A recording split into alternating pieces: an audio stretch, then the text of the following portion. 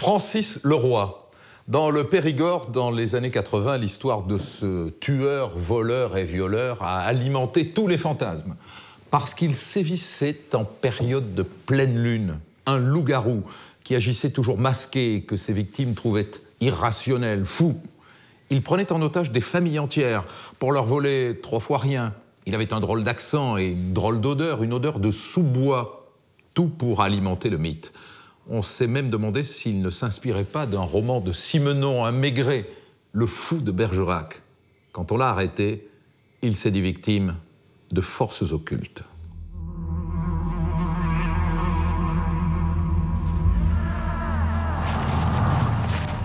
« 24 janvier 1984, à Lembras, près de Bergerac, en Dordogne. Il est 20h45 quand un couple découvre dans les phares de sa voiture le corps d'un homme, à terre. Les gendarmes accourent. Il pleut, il fait noir, il est 21h, c'est au mois de janvier quand même, c'est en plein hiver. On constate qu'il y a la présence d'un bonnet sur place, des lunettes par terre. L'homme est décédé. Visiblement, il y a eu des coups, un échange de coups, une bagarre sur place. Il y a eu une échauffourée entre un homme et un deuxième qui n'est pas là. La victime a reçu 7 coups de couteau. Pendant que les gendarmes commencent leur travail, un adolescent se précipite vers eux. Il habite la maison d'à côté, il s'appelle Marc. Cet homme au sol, il le connaît. C'est Jacques Royer, l'ami de sa mère. Et il raconte ce qui s'est passé cet après-midi-là. Il était 5h30 quand sa sœur aînée Gaëlle, 18 ans, est rentrée du lycée. Un homme masqué l'attendait caché dans le garage. Il lui a sauté dessus au moment où elle ouvrait la porte. Elle s'est trouvée de suite face à l'individu qui l'a menacé, armé, qui l'a menacé. Il avait un foulard sur le visage. Et il lui a demandé de rien dire. Il l'a attaché de suite, il l'a mise dans une chambre. Il ne l'a pas violenté. Il lui a demandé de décrire la composition de la famille, qui vivait à cet endroit-là, qui allait rentrer, à quelle heure. Vers 6h30, la mère et la petite sœur sont rentrées à leur tour. Et l'homme les a braquées, elles aussi.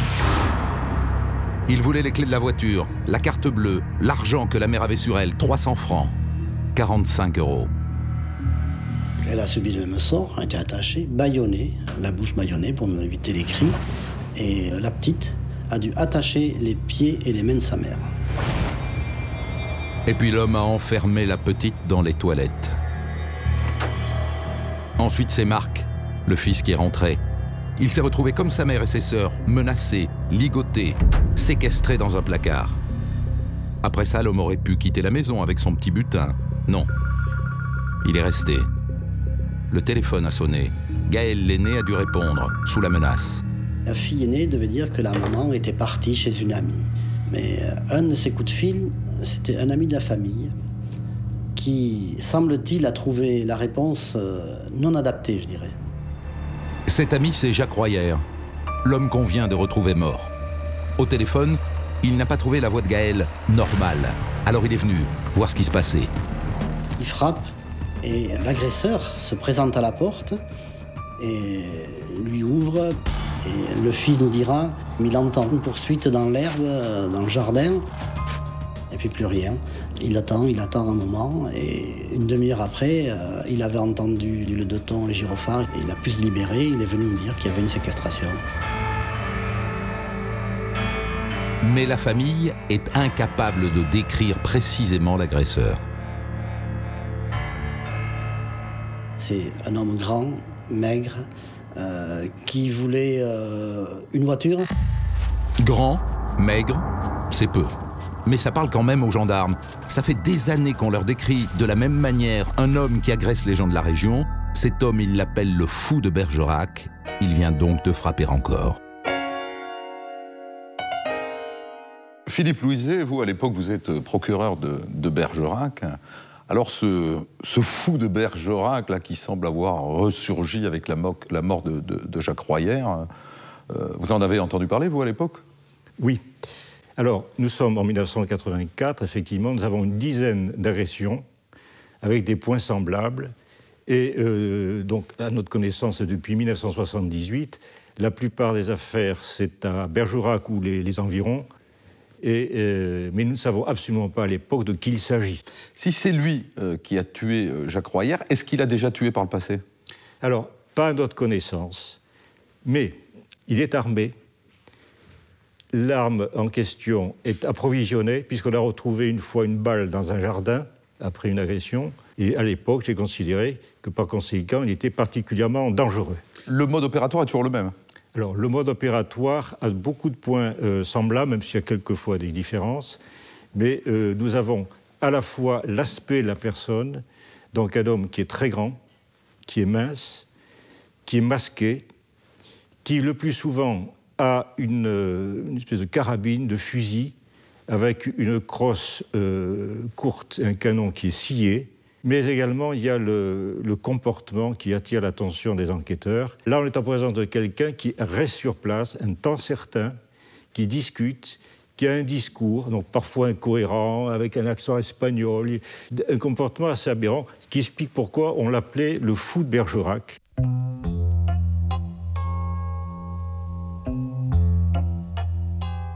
Ça fait donc 6 ans que les policiers et les gendarmes de la région de Bergerac courent après un fou qui séquestre des familles entières pour leur voler des broutilles. Bergerac, au cœur du Périgord, sur les rives de la Dordogne. 1er décembre 1978.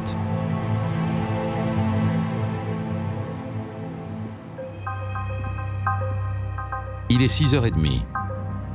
Jean-Pierre rentre du lycée. Il ouvre la porte. Un homme armé, un bas sur la tête, se dresse devant lui. À l'époque, Jean-Pierre avait 17 ans. Première surprise, c'est de penser que c'est un copain qui me fait une blague, une sale blague. Et je lui dis, mais arrête, qu'est-ce que c'est cette histoire ? Et rapidement, je prends conscience que c'est pas un copain, que c'est quelqu'un qui me menace.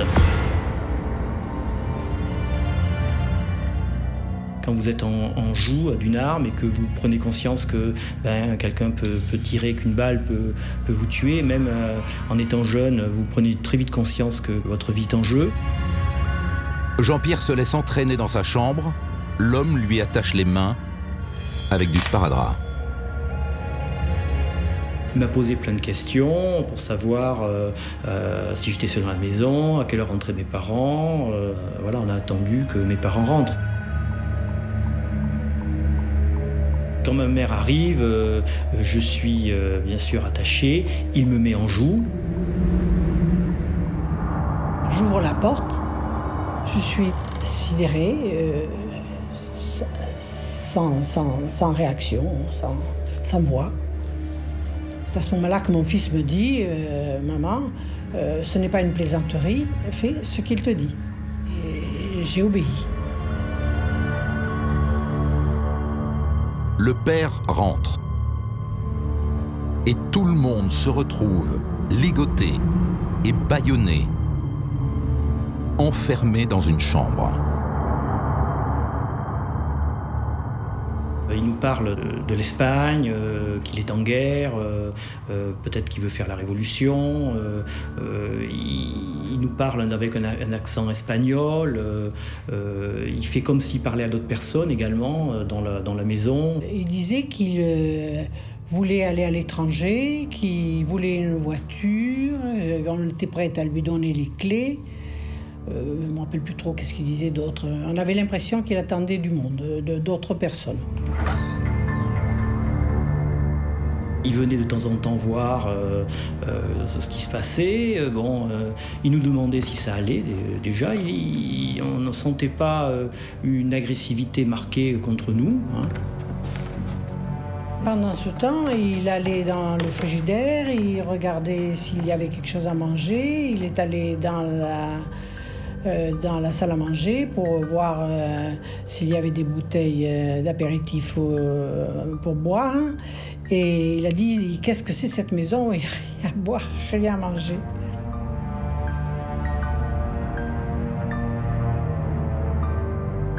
Pendant un grand moment, on n'a plus entendu de bruit, donc on se pose des questions. On se dit, tiens, est-ce qu'il est encore là? Est-ce qu'il est parti? Et on a entendu, à un moment donné, notre porte d'entrée s'ouvrir et se fermer. Et mon fils me dit, maman, je crois qu'il est parti. Alors je lui dis, ne fais pas de bruit, attends et écoute. Et à ce moment-là, il est plus rapide que moi, il vient vers moi dans mon lit, on se met dos à dos, on se détache les liens que nous avions à nos mains et je lui dis, va vite fermer les portes. Jean-Pierre fait le tour de la maison pour vérifier que l'homme est bien parti.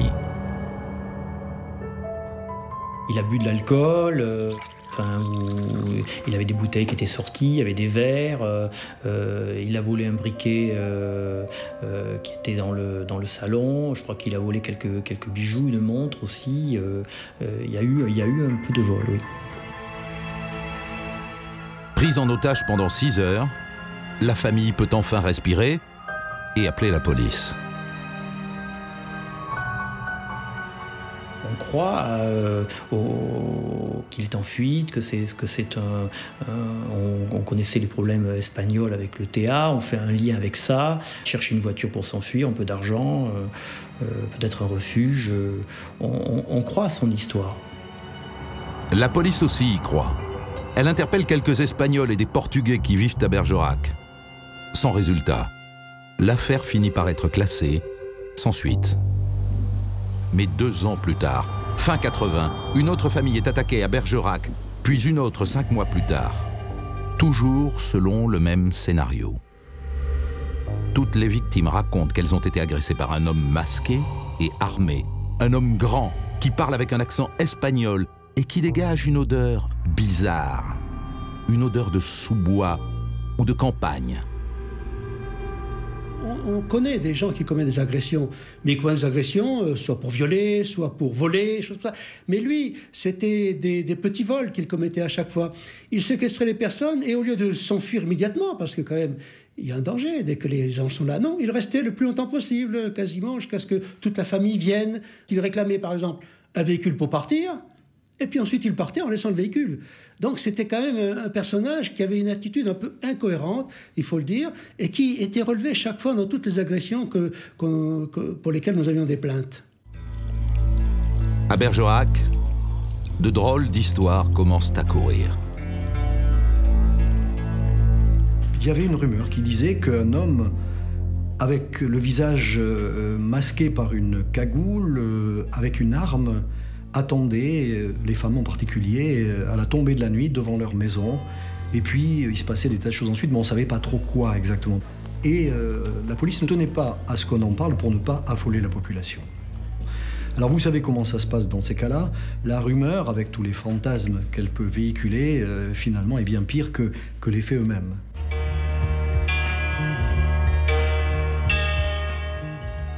Monsieur le procureur, en octobre 82, une nouvelle agression a lieu à Bergerac.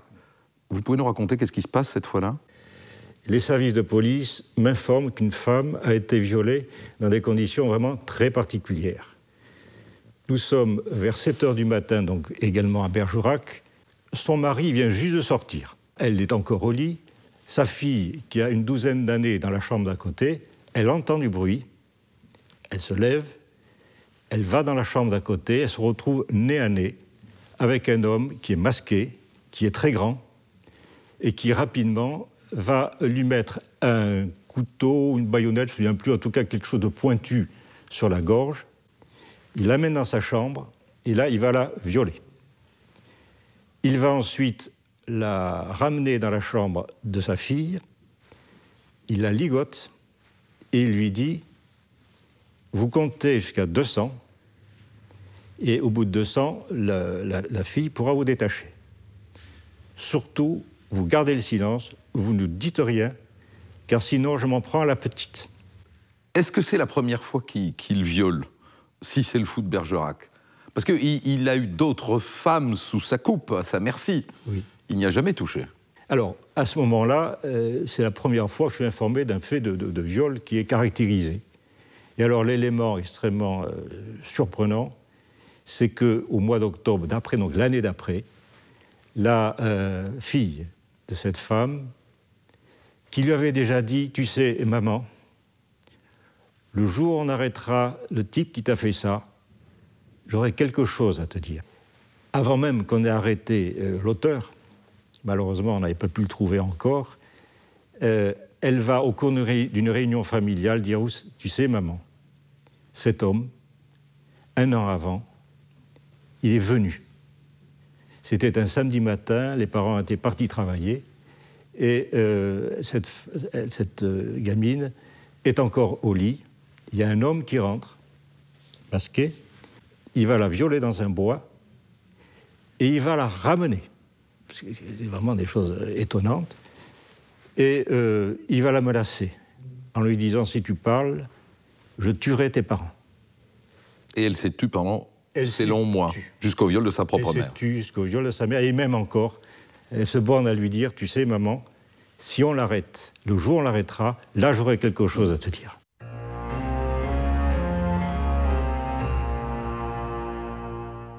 De 1978 à 1982, l'homme à la cagoule, le fou, a donc frappé 5 fois. 3 fois pour voler, 2 fois pour violer. En octobre 1982, nouvelle agression dans une maison de Bergerac. Cette fois-là, il est mis en fuite par un père de famille. Il réapparaît moins d'1 an plus tard, en août 83. 26 août 83, 21h. La famille Bauduin dîne tranquillement dehors. Tout à coup, un homme masqué bondit dans le jardin. Il est venu immédiatement me braquer en criant « Plus un geste, la maison est cernée ». C'était une espèce de grand escogriffe qui était masqué avec un masque de vieillard et il avait un poncho sur lui qui cachait plus ou moins une carabine. L'homme oblige Alix à ligoter son mari et son beau-frère. Puis il pousse tout le monde dans une chambre. Toujours la même histoire. On a demandé où était la clé de la voiture, on lui a dit. Puis il a commencé à me faire raconter toute une histoire abracadabrante, comme quoi il arrivait d'Espagne, mais qu'il allait repartir. Donc il fallait que je répète sans cesse tout ce qu'il me disait. Il était un peu incohérent. C'était en fait une forme de domination. Il était le maître, voilà. C'était sa façon d'être le maître chez lui, enfin, de nous avoir à sa botte en quelque sorte. Il jouissait de la façon dont il pouvait nous avoir à sa merci, et d'autre part, il était comme un pauvre type qui était prêt finalement à écouter une femme qui lui parlait sans l'agresser. Car Alix, qui n'est pas bâillonnée, tente de discuter, de le calmer. Elle a peur pour ses 3 enfants en bas âge, qui dorment à côté. Et je faisais tout pour garder ce dialogue. En fait, je ne voulais pas le laisser agir. Je voulais absolument l'occuper en me disant, bon, il ne faut pas que je laisse de temps mort, parce que s'il y a un temps mort, il va se passer quelque chose, c'est pas possible, parce que je le sentais quand même nerveux. L'homme sait que le reste de la famille ne va pas tarder. Vers 22h, les beaux-parents d'Alix et l'un de ses beaux-frères débarquent. Je vous dis pas l'état de nerfs dans lequel j'étais, parce que je me suis demandé vraiment, là, c'est la fin, il va se passer quelque chose. Quoi? Je ne sais pas, mais il va se passer quelque chose. J'entends ma belle-mère qui rentre dans la maison, qui s'étonne de ne pas voir de la lumière allumée, puisqu'il avait éteint toutes les lumières. On se demande, mais qu'est-ce qui se passe? C'est pas possible, ils sont tout de même pas partis au cinéma, ou quelque chose comme ça. Et c'est à ce moment-là que on a entendu appeler dans le couloir. J'ai appelé ma belle-mère en disant, écoutez, surtout, ne faites rien, ne dites rien, il y a quelqu'un qui est là et qui va me tuer et qui va tuer les enfants si vous faites quoi que ce soit. Quelqu'un avec un masque et une arme. Elle a hurlé. Mais elle a vraiment hurlé, ce qui a fait que mon beau-père est arrivé en l'entendant comme ça. Il s'est dit, mais qu'est-ce qui se passe? Et mon père, qui avait fait 3 guerres, a un coup d'œil extraordinaire. Il voit l'arme et en un quart d'instant, il se rend compte que c'est une arme à un coup. Je me suis dit, il faut absolument faire partir, que le fusil soit déchargé. Je me suis précipité sur le gars, j'ai pris le fusil, le coup est parti. Dieu merci, l'arme a été légèrement déviée. L'agresseur, le coup, sinon serait parti directement sur le cœur de mon père. La balle m'a traversé le bras. Mais je n'ai rien senti, je ne le savais pas en fait. Alors j'ai continué à me bagarrer avec le type. Une fois le coup parti, je n'avais plus peur du fusil. Alors j'y étais à coup de poing. Et à ce moment-là, il est complètement déstabilisé. Il a même d'ailleurs, pratiquement, mon père a presque réussi à le démasquer. Et il commence à fuir. Mon mari, tout bâillonné et ligoté qu'il était, a bondi du lit et s'est retrouvé à sautiller dans le couloir. Je me fais détacher mes liens et je cours vers lui pour essayer de le rattraper dans la forêt, en hurlant. Et si j'avais pu le rattraper, franchement, je l'aurais fait. Je l'ai coursé jusqu'en haut du bois. Les gendarmes en sont certains. L'homme qui a agressé la famille Bauduin n'est autre que l'homme à la cagoule, le fou de Bergerac. Le mode opératoire est quasiment le même que celui des autres agressions, à un détail près. Cette fois-ci, l'homme s'est déguisé avec un masque de vieillard. Et il a laissé quelques indices qui pourront peut-être faire avancer l'enquête. On voit qu'il est quand même déterminé. L'arme était chargée. On ne sait pas avant si elle était chargée. C'était peut-être juste un simple leurre. Cette fois-ci, elle est réellement chargée. Là, l'inquiétude monte, quoi. Cette arme, c'est une 22 long rifle. L'agresseur l'a perdue en se battant avec l'amiral Bauduin. C'était une arme qui avait été transformée. Le canon avait été scié en partie, ainsi que la crosse. Au lieu d'avoir une bretelle normale, elle avait une simple ficelle pour la tenir. Sur cette carabine, les gendarmes cherchent des empreintes. Seulement, comme individu, on nous avait signalé qu'il portait des gants, donc on n'a pu rien trouver. L'arme n'est enregistrée nulle part. Quant à l'enquête de voisinage, elle est aussi très décevante. On trouve des gens qui nous disent qu'il y avait une voiture beige, une voiture rouge. On s'attache à ces moindres détails. Et là, quand on a un premier renseignement, on essaie de trouver un autre témoin qui peut confirmer ce renseignement pour avancer petit à petit. Mais honnêtement, nous n'avons pratiquement rien. Et les victimes, pour une fois, elles ont peut-être plus de choses à dire sur l'homme à la cagoule. Il nous a paru vraiment immense. Assez trapu quand même, assez costaud. Il était châtain, même noir de cheveux, et bouclé dans le cou. Il avait des grandes pattes, et il avait le type du pays, le type tout à fait périgourdin. L'amiral Bauduin a pu apercevoir son visage derrière le masque. Du fond de son lit d'hôpital, il aide les gendarmes à dessiner son portrait robot. La presse régionale le diffuse dès le lendemain. Et donc, brutalement, cette histoire a fait irruption dans la presse et sur le terrain des conversations en ville. Les gendarmes reçoivent des dizaines d'appels. La population a cherché à nous aider en signalant toute personne qui pouvait correspondre physiquement, qui avait une attitude bizarre. Je ne dirais pas qu'on va dénoncer son voisin, mais pas loin, quoi. Plusieurs personnes sont interpellées. Parmi elles, Jean-François Schneider. Sa ressemblance avec le portrait robot est si troublante que les gendarmes l'embarquent sans ménagement sous les yeux de sa femme. c'est Starkey et Hutch. Voilà, ils ont empoigné mon mari, ils l'ont foutu dans la voiture, et puis voilà, quoi. Jean-François Schneider est interrogé pendant plusieurs heures. C'est le suspect numéro 1. Il a une rougeur sur la joue. Les gendarmes en sont certains, c'est la trace du coup de poing que l'amiral lui a donné la nuit de l'agression. Un médecin doit venir le confirmer. À 3 mètres, il dit « Mais ça, c'est pas un coup de poing », il leur a dit aux gendarmes. « Vous me faites déranger pour ça ?» On voit bien que c'est pas un coup de poing, ce sont des boutons. Et le suspect est relâché. 4 mois plus tard, l'homme à la cagoule remet ça. Marie-Ange, en décembre 1983, 4 mois après l'agression commise chez les Bauduin et 1 mois avant la mort de Jacques Royer, vous êtes à votre tour agressé. Vous pouvez nous raconter qu'est-ce qui s'est passé ? J'ai été réveillée par une voix qui me disait nous sommes 2, nous sommes des évadés de la centrale d'Ace, nous voulons de l'argent, des papiers et les clés de la voiture.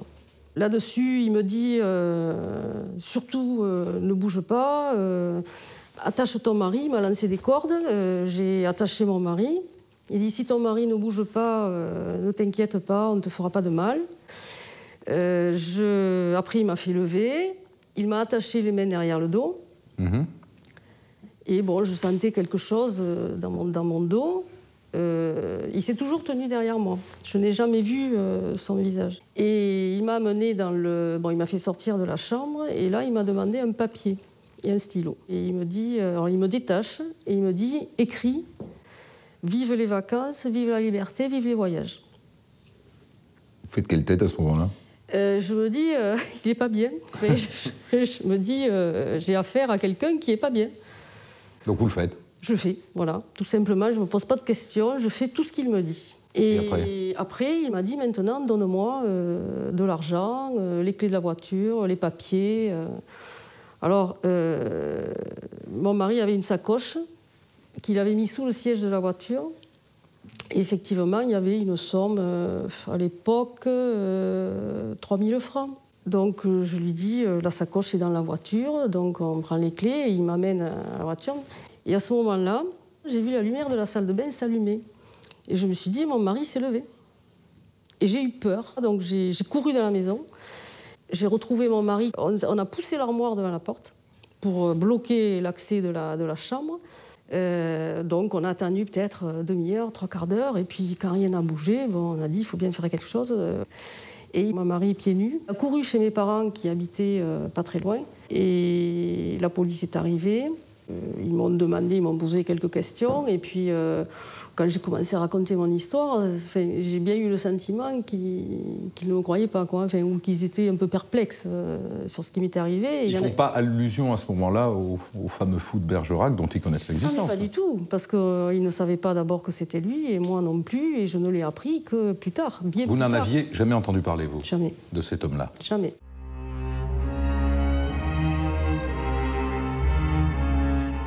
Un mois après l'agression de Marie-Ange et de son mari, le 24 janvier 1984, l'homme à la cagoule tue Jacques Royer. À ce stade, c'est sa 9e agression connue. À son actif déjà, un meurtre, 2 viols, un blessé et de nombreuses familles traumatisées. Depuis 6 ans, cet homme mystérieux qui parle avec un accent espagnol, qui porte un poncho imperméable, qui dégage une odeur de sous-bois, échappe aux gendarmes comme aux policiers.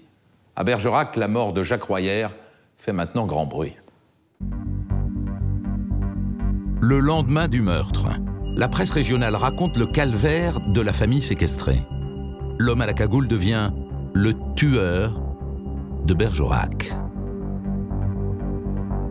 Quand il y a eu le meurtre, bien sûr, tout le monde était complètement saisi et ne savait plus trop quoi faire. Il y avait véritablement une psychose importante en ville, et dès la tombée de la nuit, tout le monde frôlait les murs, rentrait chez lui. C'était très, très, très particulier.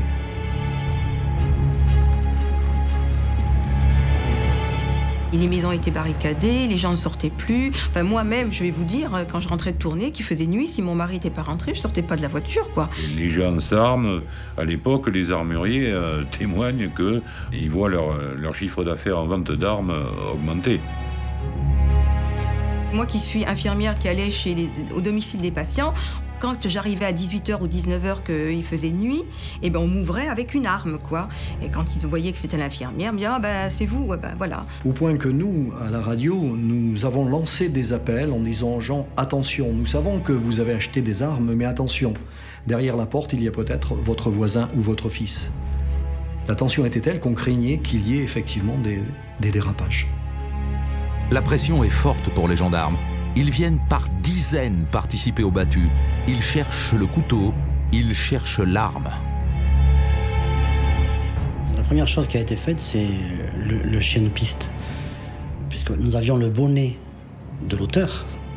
Donc il y avait son odeur. Un chien de piste a été mis en route, mais la difficulté, c'est qu'il n'avait plus. Tout était détrempé, donc c'est très difficile pour un chien. Le chien ne trouve rien. En revanche, sous un arbre, près de la maison, les gendarmes font une trouvaille. Un seau en plastique. Il avait dû s'asseoir dessus. D'ailleurs, on voyait les traces de pas, un piétinement sur place. Donc il avait quand même observé, ce qui laissait penser que pour les autres affaires aussi, il observait les maisons et les va-et-vient avant de s'introduire quelque part. L'homme qui guette et qui n'hésite pas à tuer quand on lui résiste. 7 coups de couteau, c'est pas le hasard, c'est pas le fait d'un accident. Il était poursuivi, oui, il a voulu se débarrasser de la personne qui allait l'empêcher de s'enfuir et qui allait peut-être permettre de l'identifier. Donc c'est un acte de défense, mais agressif quand même, puisqu'il a tué. Mais comme toutes les autres victimes, la famille est incapable de décrire précisément l'agresseur. Comme les autres, elle dit qu'il était grand, maigre et qu'il sentait le sous-bois. Seul l'aîné, Gaël, a remarqué un détail. L'homme, semble-t-il, avait un espèce de petit handicap à une main, mais sans plus, et nous n'avions pas d'éléments complémentaires par rapport à tout ce que nous avions recueilli auparavant. L'enquête est toujours au point mort. Quand elle rebondit sur l'idée d'un journaliste. Et si l'homme à la cagoule se prenait pour le fou de Bergerac, le roman de Simenon que la télévision a adapté il y a quelques années. Une personne tous les 10 mètres, au coup de sifflet, on démarre la battue dans ce sens. Les gendarmes, vous me suivez, en avant. Ce Maigret a été tourné à Bergerac même, avec des figurants du coin. C'était en octobre 78, un mois avant la première agression.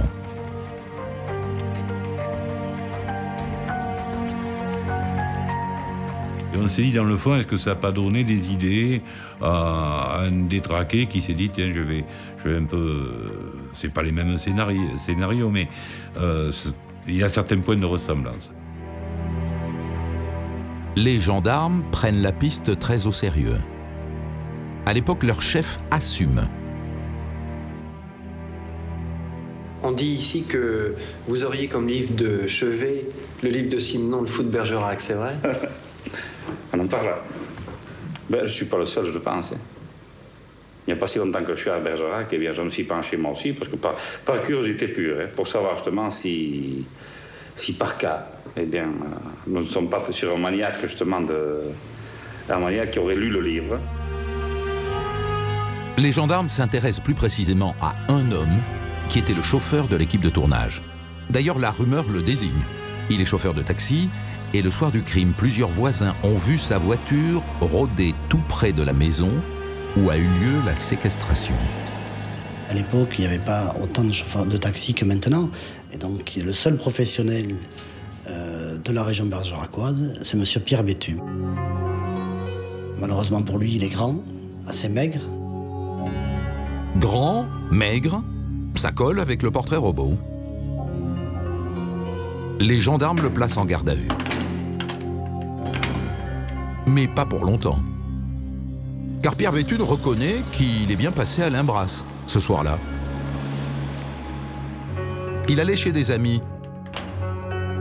Son alibi tient. manqué. Pierre Béthune n'est pas le fou de Bergerac, ce qui n'empêche pas la rumeur de courir. Tenace.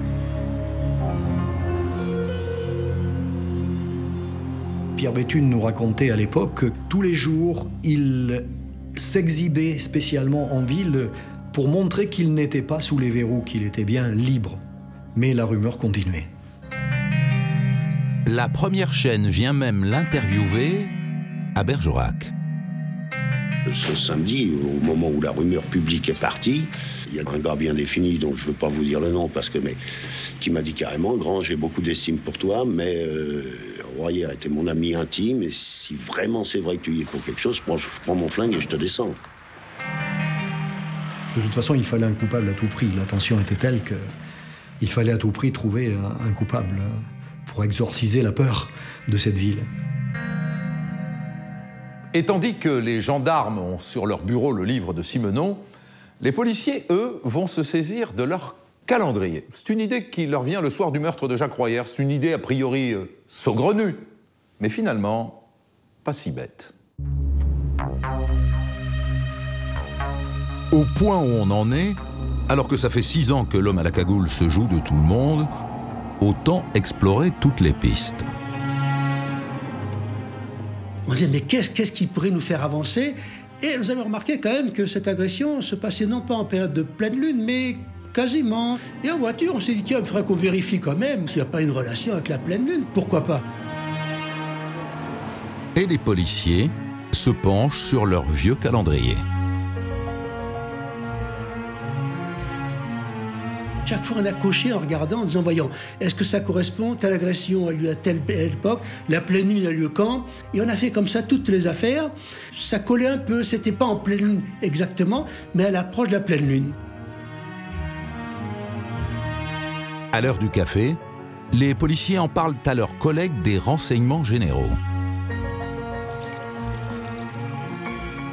Et c'est là où un collègue des RG, tout de suite, immédiatement, dit, mais pleine lune, mais moi j'ai quelque chose peut-être qui va vous orienter. Et il nous dit la chose suivante.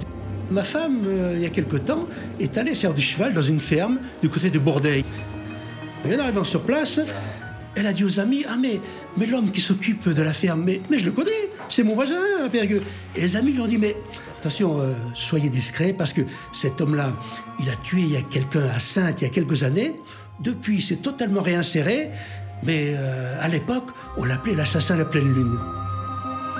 Les policiers plongent dans leurs archives et tombent sur ces coupures de presse de 1962. Ils y découvrent l'assassin de la pleine lune, un certain Francis Leroy. Alors Dominique Rizet, qu'est-ce que vous pouvez nous dire sur ce Francis Leroy, tueur de la pleine lune? Les policiers vont découvrir, Christophe, première chose, les circonstances dans lesquelles il a tué le 29 juin 1961, une nuit de pleine lune, une jeune femme. Il est entré à son domicile, elle habite à Saintes, en Charente-Maritime. Cette femme, elle s'appelle Christiane. Et on va la retrouver le lendemain, on retrouve son corps dénudé, elle a été violentée. Et il l'a étranglée. On retrouve sur son corps des traces de griffures, des traces d'ongles, les traces des ongles laissés par son agresseur, et des traces aussi de morsures. Alors, ça, c'est une chose. On sait aussi que le 11 février 1962, quelques mois plus tard, toujours à Saintes, il s'est introduit au domicile d'une femme de 59 ans. Leroy vole un transistor et disparaît. Et puis un mois plus tard, 24 mars 62, toujours dans la même ville, il rentre chez une mère de famille qui dort, 4 heures du matin. Tout ça, c'est toujours dans les périodes de la pleine lune, un peu avant, un peu après. Elle dort et elle retrouve Leroy debout à côté d'elle, qui lui a mis un couteau sous la gorge, qui lui demande de l'argent. Elle lui montre le tiroir de la commode, il y va, il ouvre le tiroir pour prendre de l'argent. Elle se met à hurler, Leroy s'enfuit. Et alors là, il va laisser derrière lui une pluie d'indices, c'est le cas de le dire. Il a des confettis dans ses poches, des confettis rouges qu'on va retrouver dans la chambre, dans l'escalier, un peu partout. Et ça va parler aux policiers, parce que les policiers savent que des confettis, on en a balancé pas mal. La veille, c'était le bal de l'école d'agriculture qui est juste à côté. Qu'est-ce que font les flics? Eh bien, ils vont perquisitionner à l'école d'agriculture, ils ouvrent les casiers des élèves, et dans le casier d'un élève de 2e année, c'est Francis Leroy, on retrouve un transistor Philips, c'est celui qui a été volé chez cette femme de 59 ans. Donc on a le voleur et on a l'assassin de Christiane.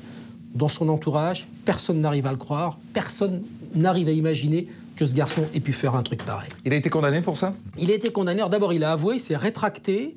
Et malgré ses rétractations, en 64, il est condamné à 20 ans de prison. Il sort en 73 en conditionnel.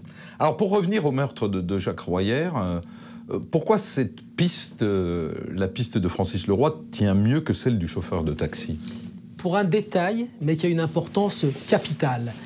Le meurtre de Christiane, cette femme qu'on retrouve couverte de griffures.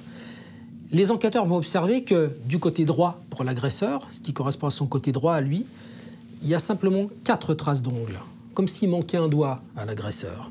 Quand on arrête Francis Leroy, on découvre qu'il lui manque 2 phalanges à l'auriculaire droit. Et dans l'affaire de M. Royer, on se souvient que la nuit, Gaëlle, la jeune fille qui a été attaquée, dit, à propos de son agresseur, il avait une main droite handicapée. Et cette main droite handicapée, ça correspond à la main de Francis Leroy. Mais de toute façon, les policiers, pour l'instant, ne vont pas l'arrêter, ils vont juste le surveiller. En janvier 1984, Francis Leroy a refait sa vie. Il a 43 ans, il habite cette petite maison de Périgueux avec une jeune femme qu'il a connue à la ferme équestre où il travaille. Cette ferme, c'est celle de ses parents. Elle est située à Bourdeil, un village au nord de Périgueux. Discrètement, les policiers interrogent le voisinage.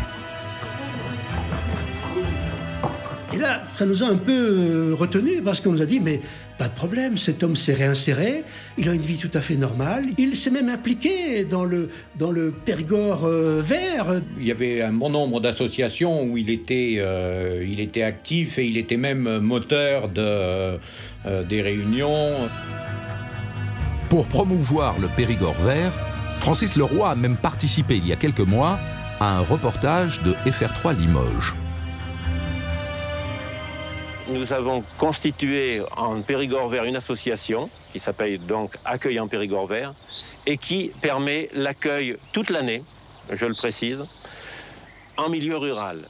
On avait vraiment l'impression qu'il avait tiré complètement un trait sur son passé et qu'il ne cherchait à aller que de l'avant et voir tout ce qui pouvait se faire encore dans le coin. Les policiers sont perplexes. Tout ce qu'ils apprennent sur Francis Leroy montre qu'il aurait réussi sa réinsertion. Pourquoi cet homme, qui semblait avoir une vie tout à fait normale à Périgueux, et qui travaillait à Bourdeil, au nord de Périgueux, à 30 km, commettrait des agressions à 50 km au sud de Périgueux? C'est quand même un peu illogique. Et puis, même si Francis Leroy est grand et maigre, il ne ressemble pas vraiment au portrait robot. Dans le doute, les policiers planquent quand même devant chez lui et le photographient. Ils montrent cette photo à l'amiral Bauduin, la seule victime qui ait pu entrevoir l'agresseur.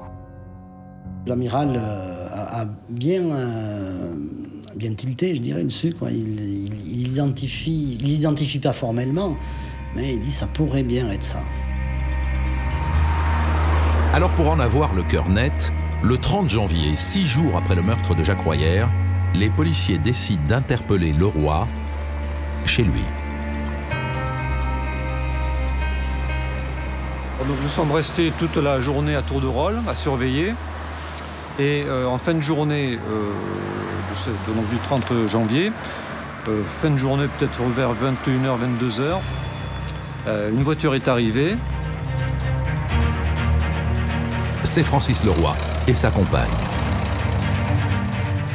Dès qu'il sort de sa voiture, les policiers l'interpellent.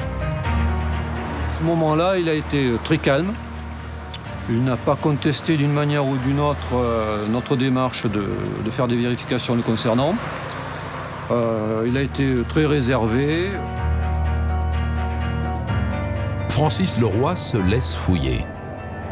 Et dans sa sacoche, nous avons découvert une carte bleue qui n'était pas son nom, qui n'était pas au nom de son ami de l'époque, et qui était bien sûr au nom d'une personne qui avait été l'objet d'une agression dans la série pour laquelle nous enquêtions. Cette carte bleue appartient à la famille qui a été séquestrée 6 jours plus tôt, juste avant la mort de Jacques Royère. On a vu une preuve, c'était évident, c'est une pièce à conviction. Voilà, la pièce à conviction était là.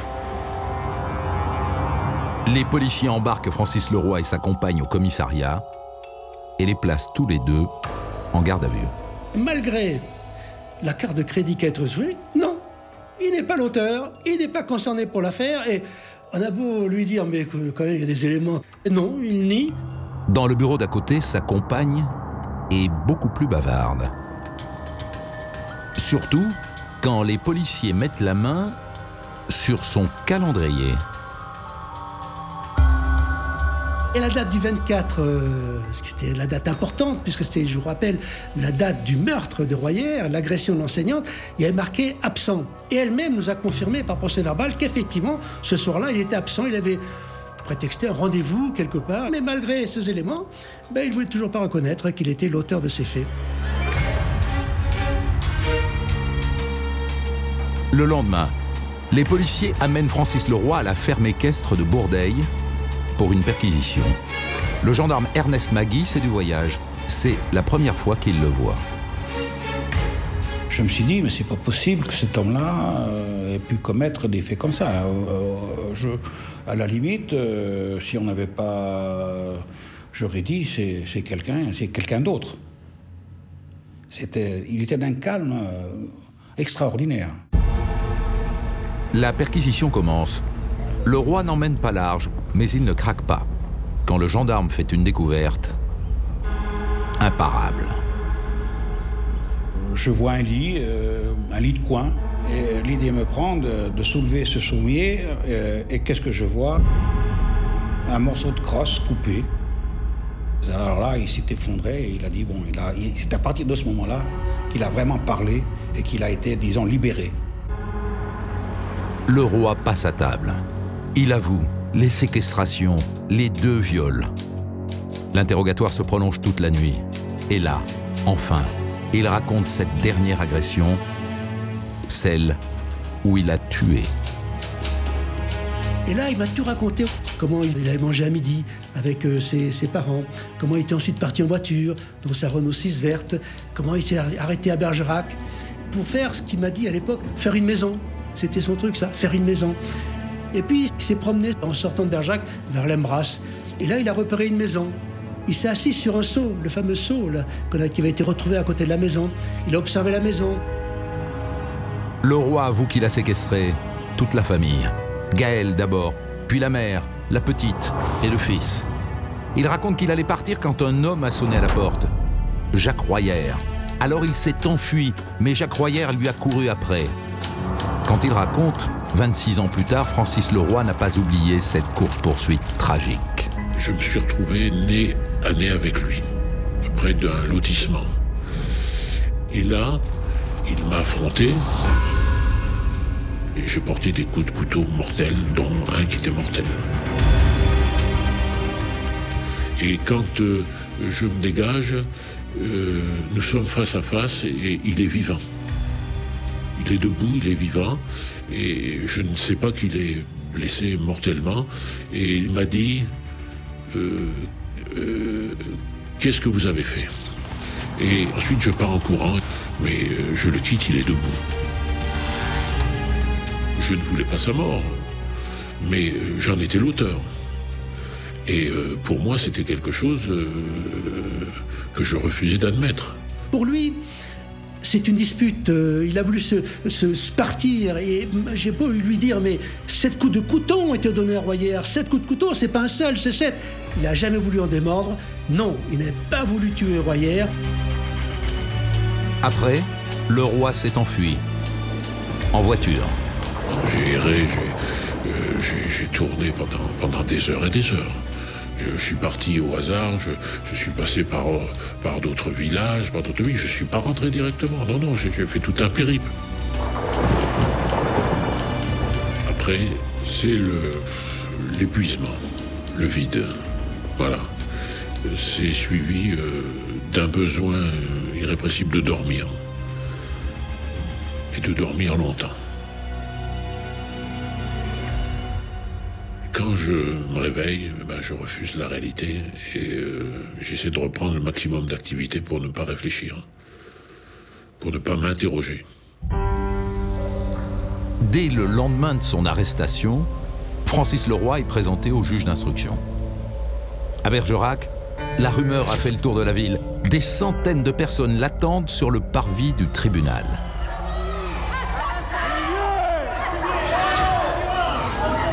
À ce moment-là, j'ai qu'une idée, vraiment, c'est de monter le plus vite possible les marches. Il faut le dire, c'est la réalité. De vouloir s'arracher à cette foule et d'être ailleurs. Il a monté les marches en courant, plié en deux, caché sous la veste que lui avait prêtée un policier. Et j'ai entendu un papy, au milieu des injures, dire en patois « Té, coyon liberou, c'est un loup-garou ». C'était le Moyen-Âge, il ne manquait que l'échafaud.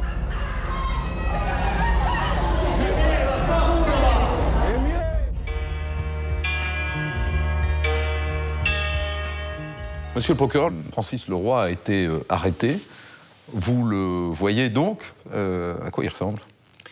Alors, c'est un homme qui, si vous voulez, au départ, je me suis dit, on va me présenter quelqu'un qui se présente comme un peu délirant, un fou, quoi, excité.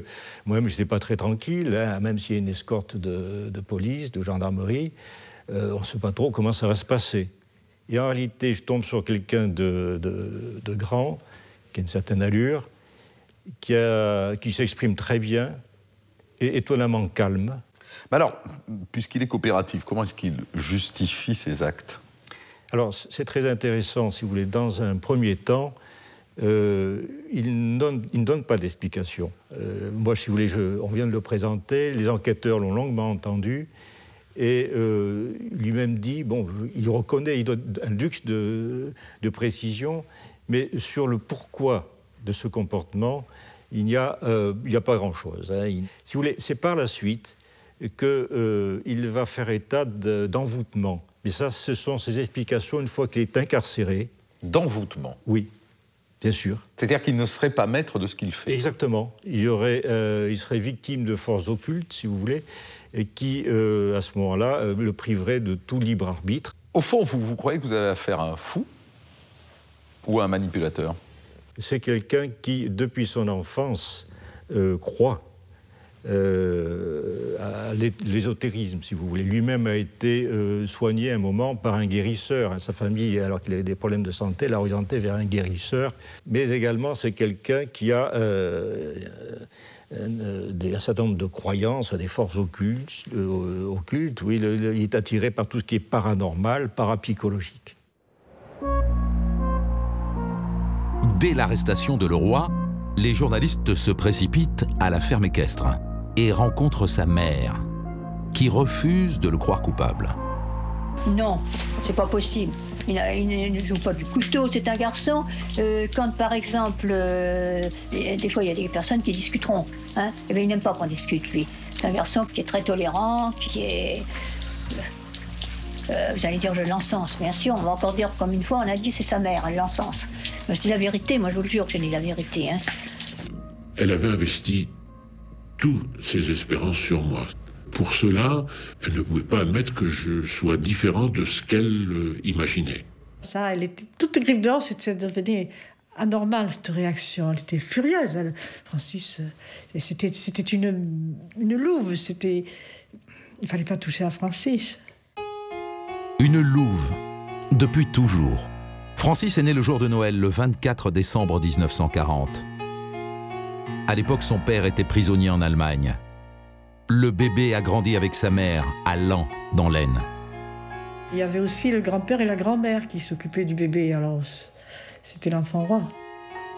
Elle habitait à côté de l'école, à une centaine de mètres de son école.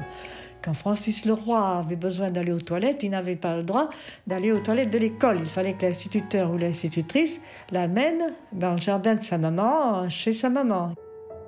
Francis a déjà 5 ans quand son père rentre de captivité et sa mère laisse peu de place à ce papa qui débarque dans sa vie. Le gosse, c'était la possession de la maman et des grands-parents. Le papa n'avait rien, pas accès à lui, même pas pour lui faire un câlin ou une réprimande. 10 ans plus tard, les Leroy reprennent une ferme en Dordogne. Francis, lui, poursuit ses études médiocres à Périgueux. Vers 15 ans, il commence à faire l'école buissonnière, à errer dans les rues et à voler. Ma mère ne me posait pas de questions sur ce que je faisais, ni ce qui se passait, quoi. Et je lui disais, voilà, il faut un billet d'absence pour leur donner, et quand est-ce que tu rentres? Ben, je rentre tel jour, quoi. Et quelquefois, lorsque les absences ont été prolongées plus longuement, de plusieurs jours, j'ai eu un certificat médical. À 22 ans, Francis Leroy quitte les jupes de sa mère pour le lycée agricole de Saintes. Quelques mois plus tard, il tue, une première fois, une jeune femme. La justice le reconnaît coupable et le condamne à 20 ans de prison, mais déjà sa mère n'y croit pas. Sa mère était dans le déni total. Il avait été jugé aux assises, mais c'était une erreur judiciaire. Donc ça le renforçait sûrement dans son sentiment d'impunité et de toute puissance. Oui. Je ne pouvais pas lui dire que j'étais coupable quand j'étais face à elle après. J'étais encore dans une situation où c'était impossible de me faire entendre, en quelque sorte. En 1973, Francis Leroy sort de prison. Il a 33 ans. Il rejoint ses parents à la ferme de Bourdeil. Avec son père, il organise des randonnées à cheval. On sent très vite qu'il y a une friction entre le père et le fils et une difficulté de prise de pouvoir qui est perceptible. Et les relations avec sa mère sont toujours aussi difficiles. Madame Leroy continuait à couver Francis comme si c'était un bébé de 15 mois. J'allais dire, il fallait pas qu'il dépasse les heures. Fallait, dès qu'il était absent ou en retard, mais où il est, mais qu'est-ce qu'il fait. Il avait 40 ans, jamais un sou en poche, jamais une possibilité de faire quelque chose sans avoir l'autorisation de papa et maman. Et quand Francis présente une femme à sa mère, c'est la guerre. Il n'y avait rien qui allait. J'allais dire, ça passait par la tenue vestimentaire, c'était elle fume, elle boit, elle parle, dans la mesure où elle était trop près de son fils, elle détournait son fils d'elle et c'était quelque chose qu'elle ne pouvait pas supporter. C'est vrai, d'une certaine façon, elle m'empêchait de vivre, c'était la réalité, mais pour elle, c'était pour que je puisse mieux vivre. Frustré, étouffé, castré, Francis Leroy tente de fuir la réalité dans l'occultisme et le paranormal. Qu'on est sur une espèce de melting pot qui mélange à la fois le vaudou, la chouette, on ne parle pas d'extraterrestres, mais on y serait presque. J'étais persuadé que les forces occultes existaient, qu'elles avaient une possibilité d'action et qu'elles agissaient dans le monde qui existait. Pour Leroy, ce sont ces forces occultes qui l'ont poussé à agir. Mais pour les psychiatres, c'est un leurre. D'ailleurs, une maîtresse de Leroy dévoile aux policiers un autre visage, celui d'un homme violent qui ne supporte pas qu'on le quitte, capable de la harceler ou de dormir toute la nuit devant sa porte. Il avait fait avec elle des photos pornographiques. Après qu'elle se soit mariée, il la faisait chanter. Donc il y avait toujours ce sentiment d'emprise chez lui, hein, d'emprise narcissique, hein, de possession. On ne peut pas me quitter. Hein, il faut rester sous ma domination. Francis Leroy passe à l'acte parce que le chef, c'est lui. On voit bien que le mobile, c'est la prise de possession sur les gens qu'il faut attacher, sur les familles. Avoir toute la famille qui va pouvoir véritablement être sous son pouvoir. Prise de possession des corps et aussi c'est tous les viols qui sont commis. Pour les psychiatres, Francis Leroy est un narcissique ou un sadique avec une dimension perverse. Parce qu'il y a quand même toute une jouissance, véritablement. Hein, une jouissance à prendre possession de l'autre, à entrer dans l'intimité, à imposer son pouvoir, à imposer ses désirs. Pourtant, certains experts lui accordent une circonstance atténuante, la Lune. Sur une dizaine d'agressions qu'il avait perpétrées, il y en avait, je pense, à peu près les 2/3 qui étaient en phase descendante de la Lune, dont une partie importante dans les 2 ou 3 jours qui suivaient la pleine Lune. Et donc, déjà, ce fait en lui-même était assez curieux. Évidemment, on aurait pu imaginer qu'il les ait commis exprès à ces périodes-là. Bon, mais en fait, ça méritait peut-être une vérification scientifique pour savoir si il ne pouvait pas y avoir une influence particulière entre sa criminalité et les cycles lunaires. Curieusement, le juge d'instruction accepte cette idée. À Bergerac, comme en 64 à Saintes, Francis Leroy devient l'assassin de la pleine lune. Alors Dominique Rizet, qu'est-ce que c'est que cette expertise sur les effets de la pleine lune? Le roi est un loup-garou? Alors, les loups-garous, Christophe, c'est dans les films. Sauf que quand même, il est un peu bizarre, Francis Leroy. Et pour en avoir le cœur net, les psychiatres vont procéder chez lui à la mesure de 2 hormones, la mélatonine et l'ACTH, qui sont des hormones qui participent à la régulation de notre horloge interne et de notre stress. Ils vont faire réaliser sur lui des prises de sang à des heures différentes, lune ascendante, pleine lune, lune descendante, 3 fois. Et qu'est-ce qu'il ressort de ces expertises? Eh bien, ils observent chez lui des taux anormalement élevés, qui sont 2 à 4 fois supérieurs à la normale. Alors, ça pourrait dire que le roi est soumis à l'influence de la Lune, qu'il est beaucoup plus irritable, beaucoup plus agressif en période de pleine Lune, ou lune ascendante, ou lune descendante, enfin, dans cette période-là. Donc la Lune, par le biais des hormones, le pousserait à passer à l'acte. Mais ça apporte quelque chose à l'enquête, ça, scientifiquement, ça tient? Non, parce que Christophe, ça n'a aucune valeur scientifique. Pour plusieurs raisons. D'abord parce qu'il aurait fallu qu'on mesure son taux d'hormones dans une période en dehors de la pleine Lune. On a oublié de le faire, on ne l'a pas fait. Il faudrait aussi tenir compte, sans doute, du fait qu'il est en prison, que ça ajoute à son stress. Et pour savoir si effectivement la prison ajoute à son stress, il aurait fallu faire des études comparatives sur d'autres prisonniers. Tout ça n'a pas été fait. De toute façon, les experts eux-mêmes sont hyper prudents dans leurs conclusions. Et à ma connaissance, c'est la première et la dernière fois qu'un juge demandera ce type d'analyse.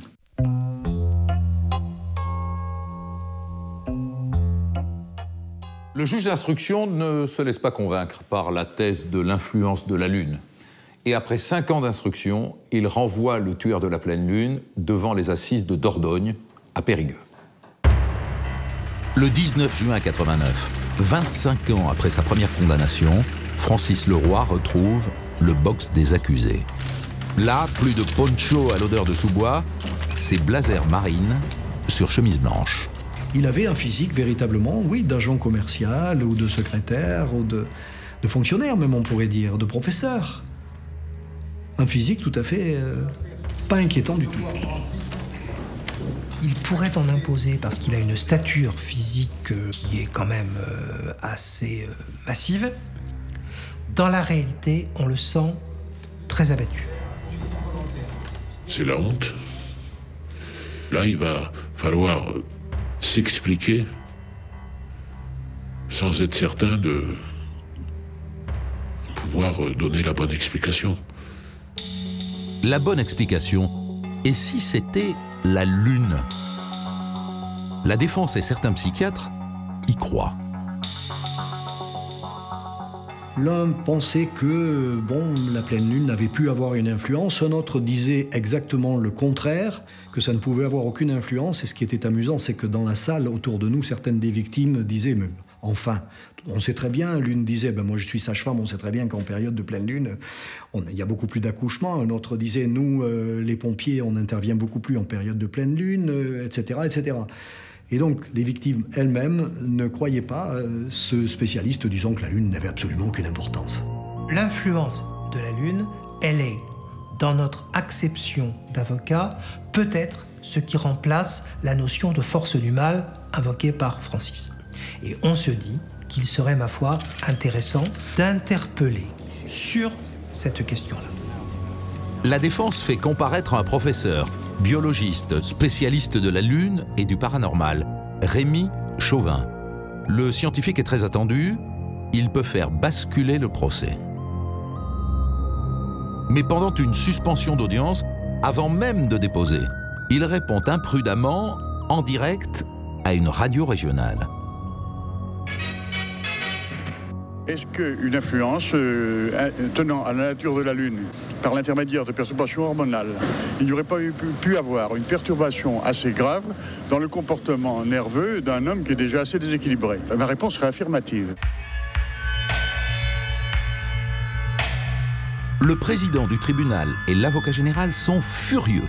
Ils consentent à ce que Rémy Chauvin vienne déposer à la barre, mais le professeur est déstabilisé. Il vient d'expliquer à des jurés ébahis comment les oies, à titre individuel ou à titre grégaire, se comportent selon les périodes de lunaison. On est dans le déphasage complet, on est presque dans le comique, parce que le roi accusé n'est pas une oie, et l'oie, au demeurant, symbolise quelque chose d'un peu ridicule dans la démarche, etc. Et on est sur cette espèce de projection mentale qui fait que dès lors on ne peut plus nous prendre au sérieux.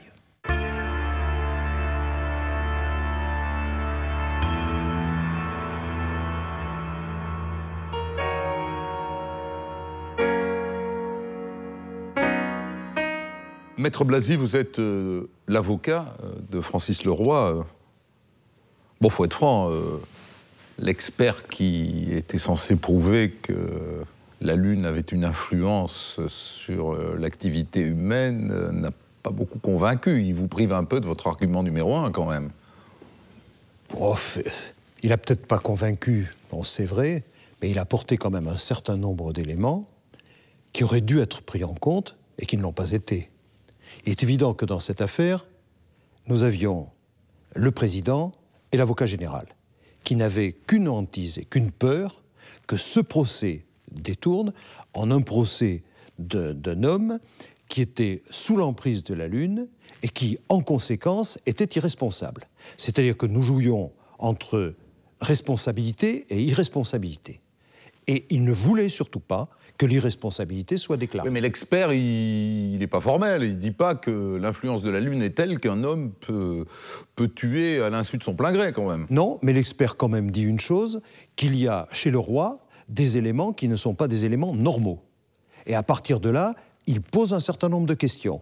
Il n'affirme pas que le roi était sous l'emprise de la Lune, mais il dit qu'il aurait fallu qu'il y ait un certain nombre de mesures qui soient prises pour faire de nouveaux tests, pour faire des expériences avec le roi comme il le demandait, pour arriver à trouver une solution. Et ça, le président, comme l'avocat général, ne voulait pas en entendre parler. Au-delà de l'argument de la pleine lune, qu'est-ce qu'il y a comme argument possible pour vous? Écoutez, bon, dans cette affaire, vous avez un meurtre. Un meurtre qui est expliqué. Attendez, j'excuse pas le roi. Je dis un meurtre qui est expliqué. C'est-à-dire que le roi se sauve, une personne veut le rattraper, le rattrape, ils se battent et c'est vrai qu'il le tue. Bon, réflexe ou pas réflexe, bon, mais ça, c'est, je veux dire, explicable hors la lune, on peut dire. C'est sûr que ce n'est pas prémédité, c'est certain. Et puis, dans les agressions qu'il fait, bon, nous prenons des gens, il les ligote, très bien. Et puis là, vive les vacances, vive les voyages. Bon, ce n'est pas normal. Je veux dire, on n'est pas dans le rationnel. Autrement dit, vous vous apprêtez à plaider la folie, ou en tout cas une forme d'irresponsabilité, une forme de déconnexion avec la réalité. Nous pouvons plaider cela. Bon, et c'est ce que nous plaidons, c'est évident. Parce qu'il faut dire aussi que la personnalité de le roi est particulière. C'est un garçon sur lequel les meilleurs renseignements sont donnés. C'est un homme qui apparaît comme un homme très sympathique, c'est vrai, qui est très ouvert. Tout le monde, on ne dit que du bien de lui. Qu'est-ce que je ne peux pas vous dire, bien sûr, il y a les faits. Mais je dis, le cas Leroy est un cas tout à fait exceptionnel qui pose problème. Les victimes de Francis Leroy défilent une à la barre. L'accusé leur bredouille bien quelques excuses, mais rien de plus. Autant il m'avait impressionné avec son masque et son poncho qu'il avait sur lui, autant là, il faisait misérable en fait. Il faisait misérable, oui. On lui pose des questions, il y répond à minima. Il n'y a pas de volonté d'explication de texte permanent. On attendait bien sûr de Leroy des explications quant à ses agissements. Pourquoi ces soirs-là, il allait dans ce secteur-là, ou dans ces secteurs-là, puisqu'il y a plusieurs secteurs où il s'est manifesté. Qu'est-ce qui l'avait poussé? Pourquoi ces personnes? Et en fait, nous sommes en partie restés sur notre faim. Le réquisitoire est sévère. L'avocat général réclame perpétuité, avec 30 ans de sûreté, la peine la plus lourde depuis l'abolition de la peine de mort. Il n'a retenu aucune circonstance atténuante à ce récidiviste, ni la lune, ni la mère castratrice, ni les forces occultes. Les jurés n'en retiennent pas non plus. En moins de 3 heures, il condamne Leroy à la réclusion criminelle à perpétuité assortie d'une période de sûreté de 20 ans. Nous nous tournons vers Francis Leroy, il n'y a pas de réaction particulière. Il est resté impassible, je dirais poli. Il a les épaules baissées, il n'a pas regardé, il nous a pas regardé comme quelqu'un qui nous en voulait. Il était à la limite pitoyable. C'est quelque chose qui vous tombe dessus et c'est l'épuisement de ce long procès. Il n'y a rien en face, c'est le vide. Je finis ma vie en prison.